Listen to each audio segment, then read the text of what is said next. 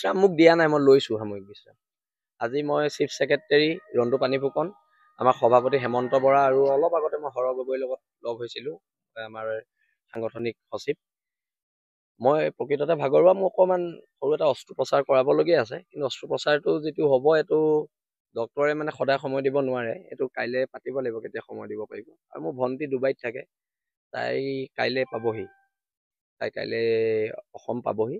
তাইক লৈ অকণমান, তাইক লৈ, মাক লৈ, বৰমাক লৈ, বাইদেউক লৈ, মানুহজনীক লৈ অকণমান আমি ফুৰিবলৈ যাম। আৰু সেইকাৰণে অলপ মোক এটা বিশ্ৰামৰ প্ৰয়োজন হৈছিলে। মইতো যোৱা এবছৰৰ পৰা কৈ আছিলোঁ যে মোক এটা বিশ্ৰামৰ প্ৰয়োজনীয়তা আছে, আৰু এইটোক লৈও যে ৰাজনীতি হ'ব ভবা নাই। বীৰ লাচিত থানক কোনোবাই দুভাগ কৰিম বুলি ভাবিছে নেকি? কোনোবাই প্ৰেম পত্ৰ লিখিব আৰু তাৰপিছত বীৰ লাচিত থানা দুভাগ হৈ যাব।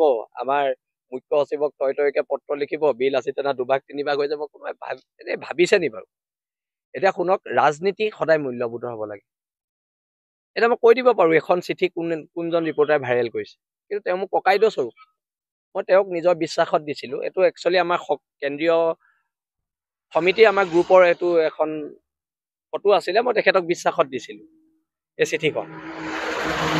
তেওঁলোকে বিশ্বাসবোৰ ভাঙি নিকৃষ্ট ৰাজনীতি কৰিছে, আৰু এই নিকৃষ্ট ৰাজনীতিৰ মাজত শৃংখল চলিহা আৰু ৰন্তু পানীফুকন, হৰ গগৈ, হেমন্ত বৰা নাই। আমি মূল্যবোধৰ কথা বতৰাত বিশ্বাসী। আৰু বীৰ লাচিত থানা সত্তাটো কোনোবাই দুভাগ কৰিব পাৰিব নি? চৰকাৰী যন্ত্ৰই নোৱাৰিলে কোনোবাই চিঠি লিখি দুভাগ কৰিব পাৰিব নি? মই সকলোকে ধন্যবাদ জনাইছোঁ মোক বিশ্ৰাম দিয়াৰ বাবে। আচলতে মইতো অব্যাহতি দিব কৈছিলোঁ, আমাৰতো মুখ্য সচিবে অব্যাহতি লৈছিলে এবাৰ 3 মাহৰ কাৰণে। মই একচুৱেলি তেওঁলোকে মোক অব্যাহতি নিদিলে, কাৰণ এতিয়া সাময়িক পৰিৱেশ পৰিস্থিতি অলপ বেলেগ।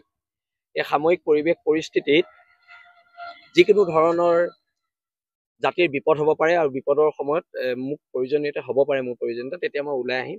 আৰু এতিয়া যিখন যুদ্ধ আমাৰ বাংলাদেশৰ বিৰুদ্ধে যিখন সংগ্ৰাম, এই সংগ্ৰামখন আমাৰ সৈনিকসকলে চলাই যাব। আজি তদুপৰি আজি আমগুৰিতো বহুত আমাৰ সৈনিক যোগদান কৰিছে, আৰু মই প্ৰায় 1 মাহ নহ'লেও 10-15 দিনলৈ মই অলপ অৰুণাচল ফালে ফুৰিব যাম।